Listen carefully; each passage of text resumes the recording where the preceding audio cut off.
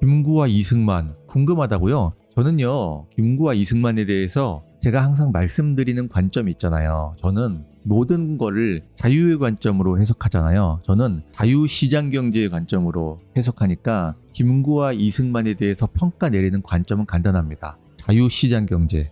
그 관점에서만 판단하면 여러분들은 김구가 꿈꾸었던 나라에서 살 것이냐, 이승만이 꿈꾸던 나라에서 살 것이냐, 이거에 대한 합리적 판단을 내릴 수 있어요.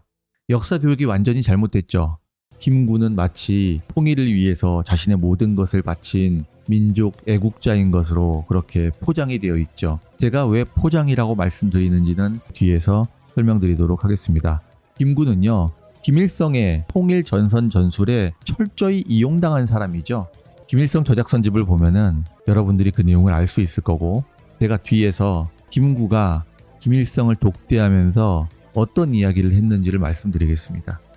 여러분들 그 내용을 보시면 기함하실 겁니다. 1948년에 우리나라가 대연회의를 세우면서 선거를 할 때 북한에서 그 선거를 반대했던 거 아시죠? 그러면서 남북 사회단체 연석회의라는 걸 개최해가지고 김구를 초청하죠. 스탈린의 지령에 의해서 만들어진 작품이었거든요. 근데 거기 가서 김구가 뭘 했냐? 들러리 역할을 했죠. 그건 팩트니까요. 뒤에서 설명드리겠습니다. 여러분들은 김구 선생이 어떤 나라를 꿈꾸었는지 잘 모르잖아요. 김구 선생을 여러분들은 우파라고 많이 이야기를 하는데, 김구 선생이 우파인지 제가 자유시장경제 관점에서 이승만 박사님과 대조하면서 설명을 드리겠습니다. 정윤정 님이 20대에 사람을 죽이고 피를 마시고 발랐다고 얘기하시니까 이 김구의 사건을 이야기하지 않을 수 없어요. 김구의 사건은 무엇이냐? 그 조선노동당 자료집을 보면은 김구를 별별 짓을 다 하던 사람이다 이렇게 묘사를 해요. 김구의 별별 짓은 뭐냐? 김구의 본명은요, 김창수입니다. 김창수인데 김구라고 개명을 한 거예요. 37세에 개명을 하죠. 김창수가 20살일 때, 김구가 20살일 때 시아포 살해 사건이라고 굉장히 유명한 사건입니다. 1896년 김구가 20살 때 황해도 치하포 주막에서 일본인 상인인 스치다 조스케를 살해를 합니다. 백범일지에 나와 있는 말을 여러분들께 읽어드릴게요. 김구가요, 일본인 스치다를 보고 이 사람이 명성황후 시해범이라고 사고를 일으켜요. 아니면 망상이었을까요? 환상이었을까요? 읽어보겠습니다. 저자가 보통 장사치라면 조선인 행세를 할 필요가 없을 것이다.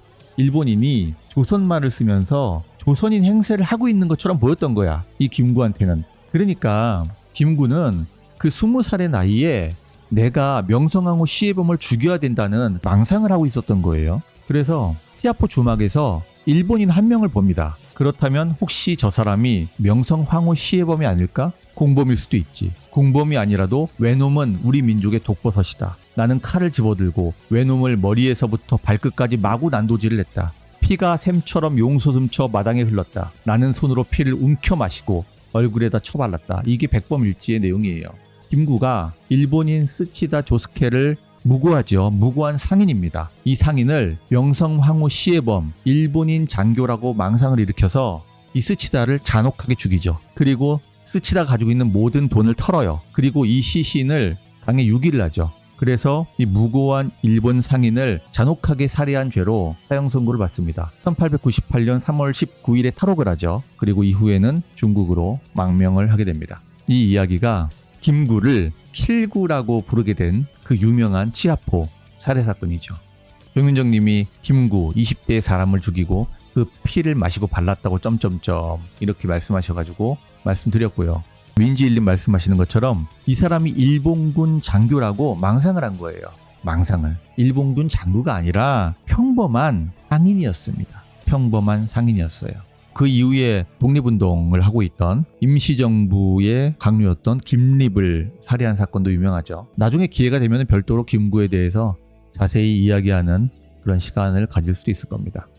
일본군 장교를 죽였다는 것은 백범일지에서 김구가 이야기를 하는 건데 그건 사실이 아닙니다. 팩트는 일본군 장교가 아니라 평범한 일본인 상인이었다는 것이 밝혀졌죠. 풍현님 돈 다 털었어요. 그러니까 이게 도둑놈이죠. 이거를 지금 우리로 생각하면은요, 강도살해예요. 강도살해. 짠영할미님, 직하님, 역사교육을 좌파는 왜 왜곡할까요? 이게 이제 우리나라는 분단이라는 특수한 상황 때문에 좌파가 종북과 불가피하게 연결될 수밖에 없어요. 자생적 좌파도 공산주의의 숙주가 되고 조선노동당의 통일전선부라고 있거든요. 통일전선부가 하는 일은 뭐냐면은 우리나라의 자생적인 좌파들을 결집하고 규합해가지고 반자유시장 활동하는 거, 반미 활동하는 거, 우파에 반대되는 활동을 하는 거, 이거를 우리가 통일전선이라고 얘기하죠. 그 통일전선이란 건 뭐냐면은 북한의 관점에서 통일은 적화 무력 통일, 다시 말하면은 공산주의 통일인 거죠. 근데 공산주의 통일에 도움이 되는 사람과 세력과 조직이라면은 다 하나의 통일적인 전선을 만든다는 의미예요. 그걸 1단계 전술이라고 합니다. 그 다음에 그 통일 전선을 싹 다 모아가지고 지금을 예로 들자면은 윤석열 퇴진 투쟁을 하는 거예요. 반미 투쟁을 하는 거고요. 주한미군 철수 투쟁을 하죠. 근데 그러기 위해서는 1945년 해방 이후에도 있었던 역사들을 왜곡할 필요가 있는 거예요. 김구에 대해서도 그렇거든요. 그러니까 이 북한을 중심으로 한 소위 말하는 좌파 진영은 대한민국이라는 자유시장 경제와 자유민주주의의 역사를 부정해야 되는 거고, 대한민국의 이승만 대통령이 건국한 나라는 태어나서는 안 되는 나라로 사람들에게 받아들여지게 해야죠. 그래서 이승만을 분단의 원흉이라고 얘기를 하는 거예요. 우리가 가야 할 길은 통일이라고 얘기하는 거죠. 통일은 절대선은 아니거든요. 여러분들은 공산주의 통일 조국에서 살고 싶지 않잖아요. 저 살기 싫거든요. 공산주의 국가에서 살기 싫어요. 대한민국 국민들 모두 그럴 거예요. 그런데 거기에 인권, 민주 이런 탈을 들고 들어와가지고 이거를 진보라는 말로 포장하는 거죠. 헌법재판소가 통합진보당 해산사건 판결을 내릴 때 이렇게 이야기했다고요. 공산주의자 내지 사회주의자, 종북 세력들이 국민들에게 어떻게 다가가냐면요, 진보적 민주주의라고 다가갑니다. 이게 통합진보당 강령이었어요. 진보적 민주주의. 진보적 민주주의의 핵심 가치는 연방제 통일을 통한 사회주의 실현. 헌법재판소는 진보적 민주주의의 내용이 북한의 대남 혁명 전략과 같다고 말했다. 공산주의 진영에서는 언제나 사람들을 선동하기 위해서 좋은 개념을 착안하고 소위 말하는 언어전쟁이라는 이야기로 쓰기도 하죠. 진보라는 말과 민주라는 말을 씁니다. 그걸 결합해서 언제나 사회주의라는 표현을 쓰지 않아요. 공산주의라는 표현 절대로 안 씁니다. 진보적 민주주의라고 이야기를 합니다. 공산주의 전술이에요. 교란 전술이죠. 그래서 사람들이 진보라는 말을 좋아하고 민주라는 말을 좋아하고 이게 선이라고 생각을 하기 때문에 진보적 민주주의에 탈을 쓰고 있는 거죠. 하지만 진보적 민주주의는 사실은 대남 혁명 전략하고 똑같은 거예요. 제가 이 이야기를 왜 하냐, 오늘 완전히 프리스타일로 한다고 했는데요. 윈질님 맞습니다. 좌우도 있지만 자유와 시장을 얘기하는 게 가장 좋아요. 저도 그래서 제가 이념을 얘기하지 않고 저는 자유시장주의자, 자유시장 경제를 옹호하는 자유시장주의자다, 이렇게 이야기를 하죠. 좌파는 의혹만 제기하면 되기 때문에 선동하기가 너무 쉬워요. 한마디의 선동으로 족하다라는 거는 게벨스가 이야기해 준 거죠. 자, 진보적 민주주의. 헌재는 진보적 민주주의의 핵심 가치는 자주민주 통일이라고 했다. 최종적인 강령적 과제는 사회주의의 실현이다. 이렇게 이야기를 했는데요. 네, 이게 사실 맞습니다. 그리고 진보적 민주주의는 혁명 전략이에요. 공산주의 혁명 전략입니다. 자, 이 진보적 민주주의를 주장한 사람이 누구죠? 해방 시기에, 해방이 되고 나서 진보적 민주주의를 주장한 사람이 누굴까요? 자, 이 진보적 민주주의를 주장한 사람이 바로 누구냐? 바로 김구이지요. 김구가 진보적 민주주의를 주창한 가장 중심적이고 대표적인 해방 이후의 인사입니다. 임시정부의 김구 선생이 1945년 12월 27일에 서울중앙방송국에서 연설을 합니다. 제가 읽어드릴게요. 우리는 진보된 민주주의를 실현하기 위하여 정치, 경제, 교육의 균등을 주장합시다. 경제의 균등을 위하여 토지와 생산기관을 국가 소유로 해야 합니다. 교육의 균등을 실시하기 위하여 교육을 국비로서 실시하지 않으면 안 됩니다. 친일 분자와 민족 반역자를 숙청해야 하겠습니다. 이렇게 이야기를 하죠. 자, 여러분, 제가 어떤 사람을 판단할 때는 그 사람이 한 말과 행동이 중요하다, 그렇게 이야기를 했었고, 그 말과 행동을 어떤 기준으로 바라봐야 된다고 말씀드렸죠. 자유의 기준으로 바라봐야 되겠다. 시장경제의 기준으로 바라봐야 되겠다. 이런 말씀을 드렸죠, 제가. 자, 여러분, 제가 여러분에게 물어보겠습니다. 김구 선생은 우파입니까? 좌파입니까? 이분은 사회주의자입니까? 아니면은 자유시장경제주의자입니까? 김구 선생에 대해서 오늘 명확하게 알고 가시는 거 여러분들께 제가 꼭 당부드리고 싶은 겁니다. 진보된 민주주의, 진보적 민주주의를 주장하죠. 이거는 제가 언어전술이라고 이야기를 했습니다. 자, 이분은 경제의 균등을 주장하죠. 결과적 평등을 주장합니다. 토지와 생산기관을 국가 소유로 해야 합니다. 이게 뭐죠? 생산수단을 국가 소유로 해야 된다. 이건 뭐죠?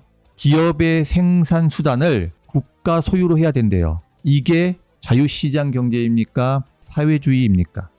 균등이라는 말을 썼죠. 이건 평등이죠. 경제 평등을 위하여 토지를 다 빼앗아요? 생산기관을 다 빼앗아서 국가 소유로 해야 합니다라고 주장한 사람이죠. 이 사람은요, 여러분들이 김구를 우파로 알고 있죠. 이분은 우파가 아닙니다. 사람들은 김구가 민족주의적 성격을 가졌기 때문에 우파라고 이야기를 하는데요. 그래서 김구가 우파고 김일성이 좌파기 때문에 김구가 좌우 합작을 시도했던 민족의 위대한 정치인이다. 혹은 민족 통일을 추구했던 선각자다. 이렇게 이야기하죠. 근데요, 김구 선생은요, 진보적 민주주의를 주장했고 토지와 생산기관을 국가 소유로 해야 한다고 주장했던 대표적인 인사 중에 한 명이에요. 그러므로 김구 선생은 시장주의자가 될 수 없죠. 이분은 자유시장 경제를 주장했던 사람이 아니에요, 이 사람은. 자, 그러면은 김구 선생이 꿈꾸었던 나라가 자유시장 경제입니까? 아닌 거죠. 여러분은 토지와 생산기관을 국가 소유로 하는 세상에 살고 싶으세요? 김구 선생이 꿈꾸었던 나라에 대해서 1945년 12월 27일 연설을 추가적으로 보겠습니다. 소비에트 연방의 국부 레닌 선생은 제일 먼저 임시정부와 손잡고 거액의 돈을 주었습니다. 중국은 일찍이 임시정부를 승인한 이래 본정부를 승인하였습니다. 임시정부죠. 3천만 자매 형제께 공동 분투하기를 간망합니다. 김구 선생이 들어와서 제일 먼저 한 이야기가 이겁니다. 소비에트 연방, 소련이죠. 소련의 국부 아버지라고 하는 거예요. 레닌 선생, 그리고 중국을 이야기합니다. 그리고 소련, 중국과 공동 분투하기를 간망한다. 소련과 중국은 공산주의 국가죠. 김구 선생은요, 시장 경제를 추구하지 않았다는 걸 알 수 있을 거예요. 이분은요, 토지와 생산수단의 국유화를 주장했다는 것 자체에서 이분은 민족주의라고 얘기할 수는 있을지언정 자유와 시장 경제라는 관점에서 이분은 좌파가 맞죠. 여러분에게 우리가 어떤 사안을 보는 관점을 말씀드리는 거예요. 김구가 위대한 민족의 선각자인가요? 김구가 대통령 됐으면은 여러분의 토지와 여러분들의 생산수단은 다 국가에 뺏겼겠죠. 북조선처럼 되었을지도 모를 일입니다. 1945년 11월 23일에 김구 주석이 귀국하기 전에 이승만 박사님이 먼저 귀국을 해서 마찬가지로 서울중앙방송국에서 연설을 합니다. 여러분, 김구와 이승만을 잘 비교해 보시기 바랍니다. 이승만 박사님이 귀국해서 어떤 연설을 하는지 잘 보세요. 10월 17일에 이승만 박사가 귀국을 합니다. 뭉치면 살고 흩어지면 죽는다. 이승만의 말은 너무나 유명하죠. 여러분들과 함께 이승만 박사의 한국연설을 함께 읽어보겠습니다. 1945년 11월 7일 서울중앙방송국 라디오 연설입니다. 고국에 돌아와 보니 조선인민공화국이 조직되어 있고 나를 주석으로 선정하였다 하니 너무나 감사하나 당시 조선공산당의 당수는 박헌영이었죠. 나는 임시정부와 타협하기 전에는 다른 정부나 정당에 이름을 내줄 수 없다. 우리 정부는 하나이다 라고 하나임을 강조했습니다. 그런데 그 하나가 조선공산당이나 조선인민공화국, 인공은 아니라는 거예요. 한국은 지금 형편으로 공산당을 원치 않는다는 것을 세계 각국에 대해서 선언한다는 거예요. 공산당을 원치 않는다. 들어와서 대한민국이라는 나라가 사회주의 국가가 될 거를 짐작을 하고 있었다는 거죠. 김구 선생도 토지와 생산수단의 국유화를 이야기하고 진보적 민주주의, 다시 말하면 사회주의를 이야기를 했던 거예요. 그러니까 이승만이 제일 먼저 들어와서 일성으로 했던 이야기가 뭐냐. 우리나라는, 한국은 공산당을 원치 않는다는 것을 세계 각국에게 알려야 된다. 저희들이 공산주의자 내지 사회주의자들입니다. 저희들이 민주주의자라 하여 민심을 현혹시키니, 김구 선생이 진보적 민주주의라고 해서, 근데 이 민주주의라는 말의 본질을 깨달은 거예요. 그건 뭐다? 인민민주주의로 가는 거죠. 사람들이 진보적 민주주의로 사람들을 현혹할 때 그거는 자유민주주의가 아니라 인민민주주의라는 거예요. 민주주의라는 이름으로 민심을 현혹시키니, 이 민주주의자, 극렬 분자들의 목적은 우리 독립국을 없이해서 남의 노예로 만들고, 이거는 소련 스탈린과 중국의 노예를 의미하는 거예요. 저의 사육을 채우려는 것을 누구나 볼 수 있을 것입니다. 김구 선생과 비교해보세요. 김구 선생은 소비에트 연방의 국부 후 레닌 선생은 우리에게 돈을 주었습니다. 우리와 손을 잡았죠. 중국은 일찌감치 우리를 승인했어요. 소비에트 연방이 뭐죠? 러시아죠. 러시아의 국부를 칭송했죠. 김구 선생은. 자, 그러면은 이승만 박사는 어떻게 이야기하는지 보시기 바랍니다. 이 분자들이 러시아를 저희 조국이라 부른다니 과연 이것이 사실이라면 이 사람들이 대한민국에서 떠나서 저의 조국, 그래 너희들 조국인 러시아에 들어가서 너네들의 나라 러시아를 충성스럽게 섬기라고 말하고 싶습니다. 우리가 지금 이 문제를 우리 손으로 해결하지 못하면 대한민국의 자유민주주의의 이념이 뿌리 내려서 이 이념으로 대한민국이 건국돼야 된다고 얘기를 하는 거예요. 총신은 동족 상쟁의 화를 면치 못하고 다시 노예가 될 것입니다. 맞는 얘기죠. 한반도 전체가 자유민주주의와 자유시장경제로 하나가 돼야 되는데 그렇게 되지 못했죠. 남한은 자유시장경제, 북한은 인민민주주의의 공산주의 국가가 세워진 것이죠.